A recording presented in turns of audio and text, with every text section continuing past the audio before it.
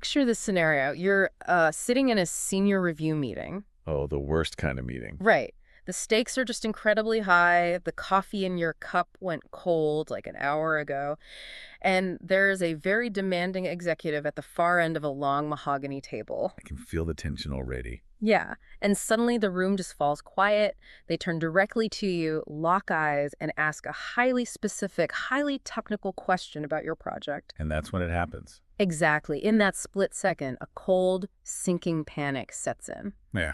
Because, well, you do not know the answer. It is a universally terrifying moment. I mean, every single professional, no matter how seasoned, has been in that exact chair. Oh, absolutely. But your brain just completely freezes. And instead of simply admitting you don't have the data, you deploy the absolute classic stall.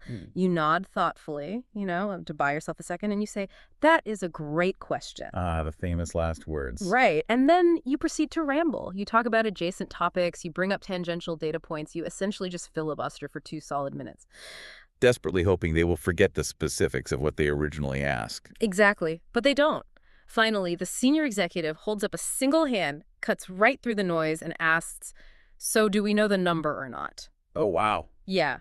The entire room goes dead silent, and the answer, after all that frantic talking, is no. You can practically feel the oxygen leaving the room just imagining that scenario. It's a slow-motion car crash. It's agonizing, but it happens every single day in corporate offices around the world. So, welcome to this deep dive. Today, our mission is to fix exactly this dynamic. We really need to. We do. We're exploring the precise, transferable, professional English you need to navigate that terrifying moment when you do not have the answer.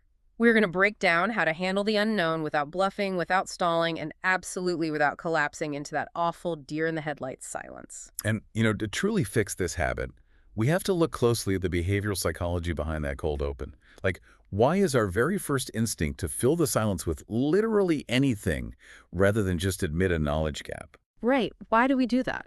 It fundamentally comes down to a primal fight-or-flight response.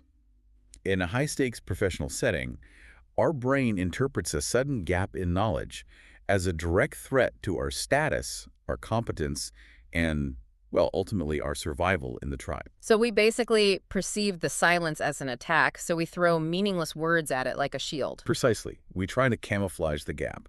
But here is the critical insight that we need to establish right up front. That instinct, the urge to bluff, to guess, or to stall, actually damages a professional's credibility far, far more than the original knowledge gap ever would. Because it shows you're hiding something. Exactly. Sophisticated leaders do not expect you to be a walking encyclopedia. They expect you to be a reliable navigator. When you bluff, you prove you cannot be trusted to read the map. That makes so much sense. But before we learn the right words to say, we kind of have to unlearn the wrong ones. Definitely. We need to look at what the data actually tells us about admitting you don't know something. What is the actual fallout when you just own the gap? Well, this brings us to some really fascinating research from the Harvard Business Review on executive trust. And it completely upends how most people think about professional competence. Oh, really? Yeah.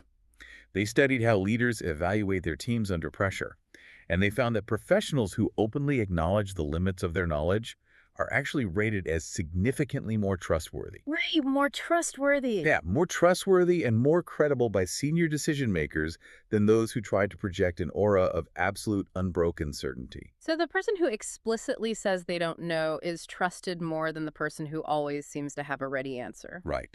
That sounds entirely backwards until you really think about the mechanics of trust. It's what we call the trust paradox. I mean, think about it from the executive's perspective.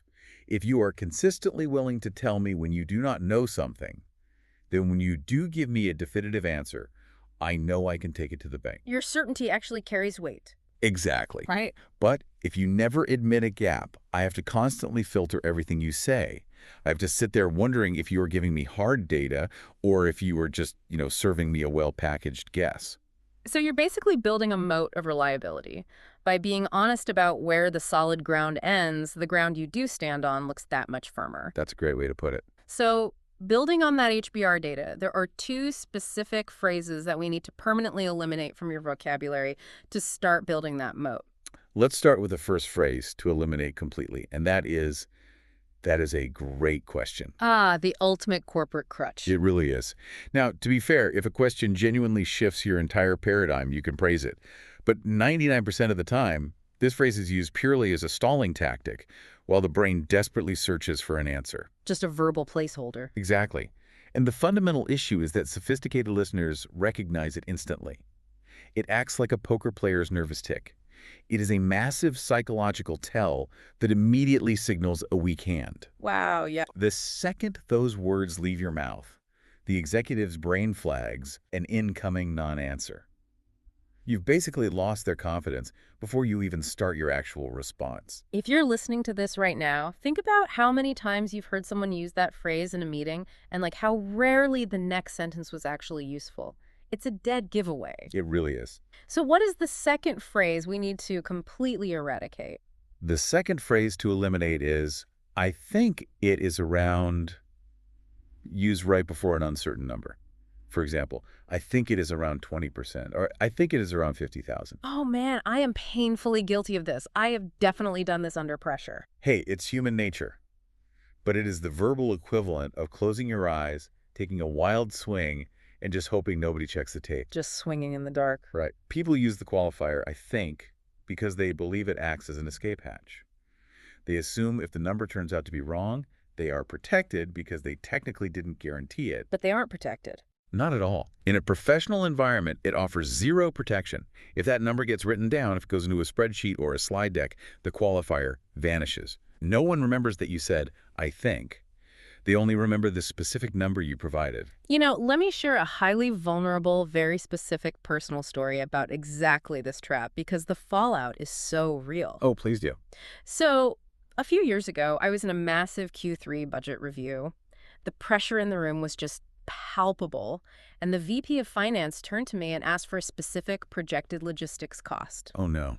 Let me guess, you didn't have it. I didn't have the exact spreadsheet open in front of me, and the silence started stretching out, and let me tell you, the silence felt so much heavier than a slightly inaccurate answer. The fight or flight kicking in. Exactly. I completely panicked. I said, I think it is around 15%. You threw out a life raft and just prayed it would float.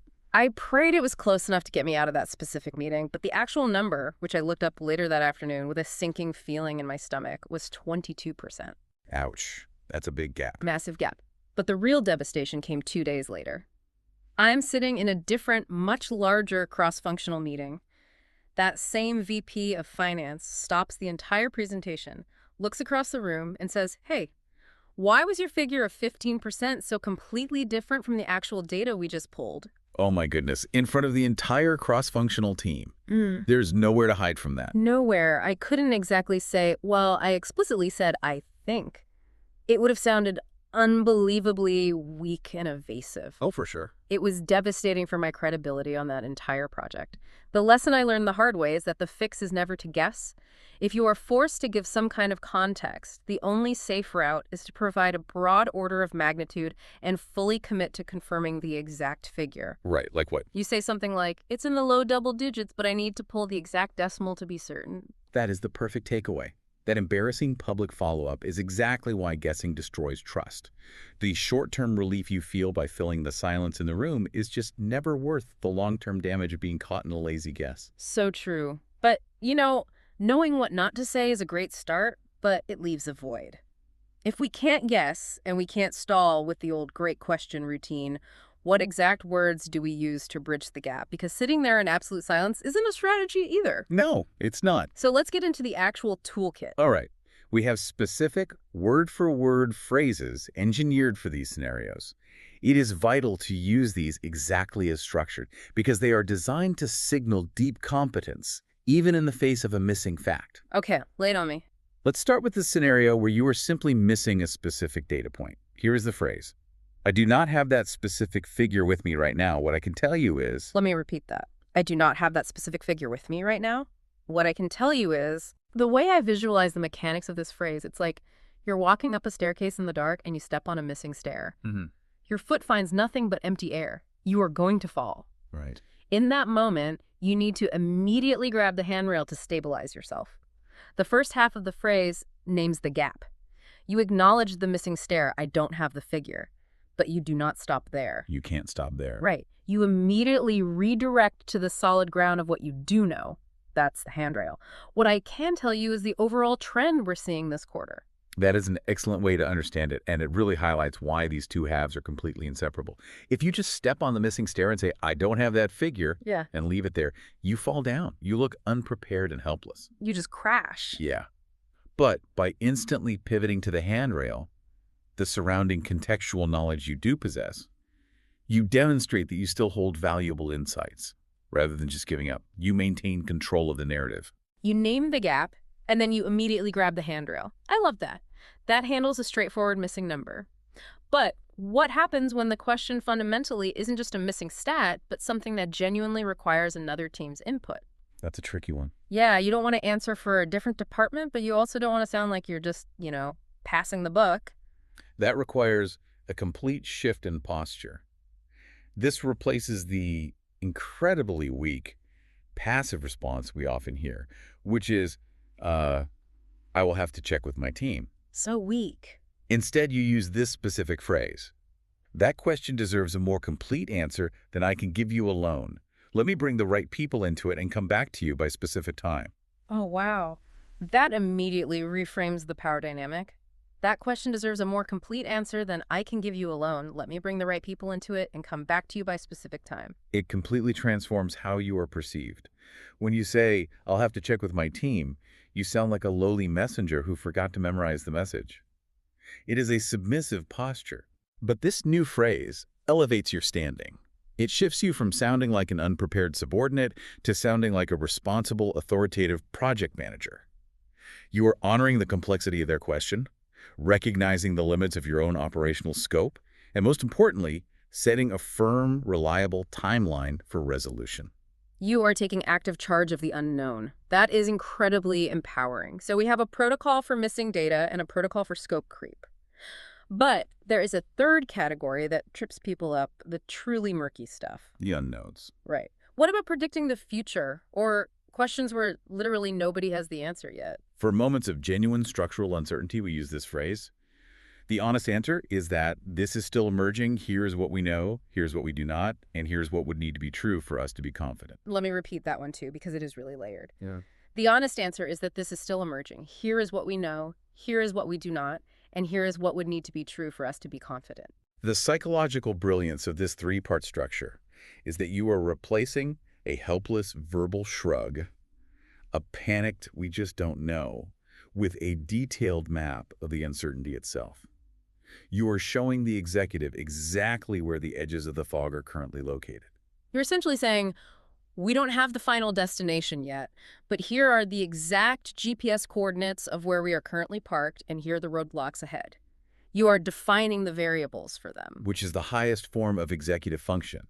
You are taking their anxiety about the unknown and organizing the chaos into a structured framework. That's so powerful. So these first three phrases are fantastic for handling missing data, relying on other departments, or dealing with murky forecasts. But let's flip the scenario entirely. Okay. What happens when you are the absolute expert in the room? The question is totally in your wheelhouse, you own the project, but the question is just incredibly complex and you just need a second to compute. That is where we deploy the immense power of the deliberate pause. The phrase built for this exact scenario is, let me think about that for a moment. I want to give you the right answer rather than the first one. Okay, wait, I have to challenge this. Genuine pushback here. Let's hear it. If you are listening to this right now and thinking your boss would absolutely skewer you for pausing to think, I am with you, couldn't this easily become a heavily overused delay tactic? It definitely could. Right. If I sit in a meeting and say, let me think about that for a moment, every single time someone asks me a hard question, why don't I just start sounding remarkably slow or evasive? Or like, I simply didn't do the reading before the meeting. That is completely valid pushback, and your instinct is absolutely right. This phrase is a scalpel. It is not a Swiss Army knife. It only works when used highly selectively and specifically for genuinely complex questions that carry real strategic implications. If someone asks you for a basic status update on a routine deliverable and you use this phrase, you look ridiculous. Let me think deeply about the status of Tuesday's PDF for a moment. Yeah, that would be a disaster. Exactly. But imagine a senior leader asks, if we pivot our entire Q4 strategy to focus on the enterprise sector, how will our legacy European market react? Oh, that's heavy. Right. Taking a visible, deliberate pause and using that phrase shows deep reverence for the gravity of the question. You are validating the weight of what they just asked, but you are correct. If it becomes your default stalling habit, it degrades from a signal of high-quality thought into a very cheap, transparent delay tactic. So the tone and the gravity have to match the question. Got it. Now, whether you pause for a moment in the room or you promise to consult your team and return to it later, any delay is essentially a loan. Alone. Yeah, you are borrowing credibility. And that delay is completely useless if you bungle the follow-up. How do we pay back that credibility without just dumping raw data into their inbox? That's a crucial point. A poorly executed follow-up is worse than useless. It's a broken promise. The art of the follow-up is where long-term reputations are truly cemented. For delivering that delayed answer, we use this phrase. I wanted to come back to your question from earlier. Here is what I found, and here is why I think it matters. I wanted to come back to your question from earlier. Here's what I found, and here is why I think it matters. The crucial mechanism there is the second half. Why I think it matters. Yes. Anyone can email a spreadsheet with a specific cell highlighted. But pairing the data with the underlying why, that is the critical difference between operating as a senior expert providing strategic analysis versus just functioning as an information retrieval system. You cannot just be a search engine for your boss. You are an analyst. You are closing the loop while actively adding value. Now, if you had a particularly brutal meeting where you had to defer multiple times, we use a different phrase for a consolidated post-meeting follow-up. What's that one? It's following up on a couple of things from today's session here is the detail I wanted to get right before I gave you an answer. Oh, nice. Following up on a couple of things from today's session here is the detail I wanted to get right before I gave you an answer. I see the pivot there. It reframes the entire dynamic beautifully. By grouping multiple open items into one comprehensive message with that specific phrasing, you retroactively reframe your delays from the initial meeting. You are no longer the person who was unprepared. You are the professional who engaged in rigorous diligence. That's such a smart reframe. You are signaling that you didn't lack the answers. You simply refused to compromise on accuracy. You are taking their scattered questions, synthesizing them, and returning order. You know, analyzing these phrases in isolation makes sense, but to really absorb the mechanics of how they work, you need to hear how they flow together under live fire in a high-pressure environment. So let's do a live role play. I'm ready. Let's do it. Okay, I will play the demanding, slightly intimidating senior executive, and you play the professional who is getting grilled. Sounds fun. This scene, we are in the Q3 strategic review. I am looking over my glasses at you from across the mahogany table. So, looking at this slide, what was the exact customer churn rate in the Northeast region last month? I do not have that specific figure with me right now. What I can tell you is that our preliminary data shows the Northeast region outperforming our retention benchmarks overall. All right, stepping out of character for a second, did you hear how smoothly that redirect worked? It changes the energy immediately. It really does. As the demanding executive, I didn't even have the mental space to be annoyed about the missing exact figure because my brain was instantly handed the broader positive trend. And critically, there was no apologizing. None at all. You never say, I'm sorry, I don't have that. You just name the gap and seamlessly hand over the context. Okay, back into the role play. I am moving on to a technical issue outside your direct purview. Fine, but what about the database migration? If we accelerate the timeline, what's the specific risk of server downtime next weekend? That question deserves a more complete answer than I can give you alone. Let me bring the right people into it and come back to you by 3:00 p.m. today. Pausing again. Come back to you by 3:00 p.m. today. That highly specific time commitment makes you sound entirely in control.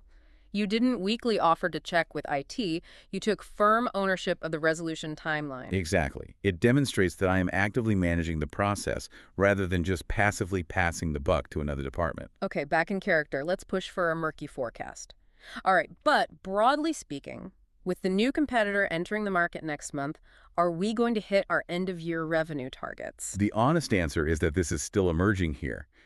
We know about their pricing model, here's what we do not know about their marketing spend, and here's what would need to be true for us to be confident in hitting our Q4 targets. Pausing again. That felt like a remarkably satisfying answer to receive, even though you literally just told me you do not know the outcome yet. The map of uncertainty is infinitely more useful to an executive than a blind guess. It gives them something to work with. It really does. Let's go for the grand finale. I am pushing for a final, highly complex judgment call. Look, I need a decision right now. Do we authorize the massive budget increase for the new software vendor or not? I want to give you a considered answer on this rather than a quick one. Let me come back to that before the end of the session. And scene. Let's step out of character and really unpack that final response because that is our phrase of the week. Yes, the phrase of the week. I want to give you a considered answer on this rather than a quick one. Let me come back to that before the end of the session. This is the foundational phrase of today's deep dive Why is this specific phrasing the crown jewel of the toolkit? because it completely reframes a delay as a deliberate, conscious quality decision. You're explicitly telling the executive that their question carries so much weight, a snap judgment would be disrespectful to the process. But, and this is the absolute most critical mechanism of the phrase, it must always, without exception, be paired with a specific time-bound commitment before the end of the session. By tomorrow morning at 9, you can never, ever use an open-ended, I'll get back to you. Because I'll get back to you essentially translates to this is going into a black hole and you will have to chase me for the answer. Exactly. But before the end of the session tells the executive, I am actively working on this computation and I deeply respect your time. That is exactly the psychological distinction. So as we pull all these threads together, the core principle of this deep dive is simply this. A guess that gets caught costs far more credibility than an honest, I don't have that right now, ever would. That is the absolute truth of professional communication. There is no version of a wrong answer that is better than an honest answer paired with a specific, reliable commitment to follow up.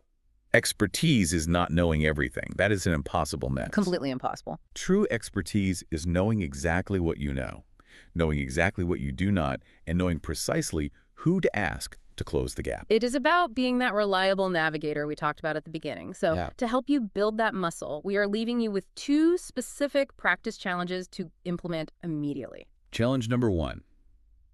In your very next meeting, when you are asked a specific question and you realize you do not know the answer, I want you to force yourself to use the missing data phrase. I do not have that specific figure with me right now. What I can tell you is... Just force it out. Yes. Deploy it instead of falling into silence, and deploy it instead of guessing. Just observe how the room's response differs from what your fight-or-flight instinct feared. It will be a revelation. I guarantee nobody will gasp and point at you. They will simply listen to the second half of the phrase where you provide the context. Now, challenge number 2. The next time you owe a colleague or a boss a follow-up, use the analyst phrase. Now, I want to come back to your question from earlier. Here's what I found, and here's why I think it matters. Do not just send the raw data. Force yourself to pair the answer with the strategic reason it matters. Prove you are the analyst, not the search engine. Master those 2 habits alone, and you will completely transform how your competence is perceived under pressure. I want to leave you with a final thought to mull over as you head into your next meeting. Think about the sheer amount of mental bandwidth you currently waste trying to cover up what you don't know. It's exhausting. It is. The panicked inner monologue, the physical stress, the desperate searching for a distraction. What happens to your executive presence, your focus, and your professional reputation when you completely remove the instinct to bluff? When you no longer have to burn energy pretending, you can finally just focus on performing. Exactly. Think back to that dead, silent mahogany room from the opening scenario. Instead of the crushing silence of a caught bluff, imagine the silence of a room leaning in, trusting every single word you say next, because they know you only speak when you actually know the way. Thank you for joining us on this deep dive. We will catch you on the next one.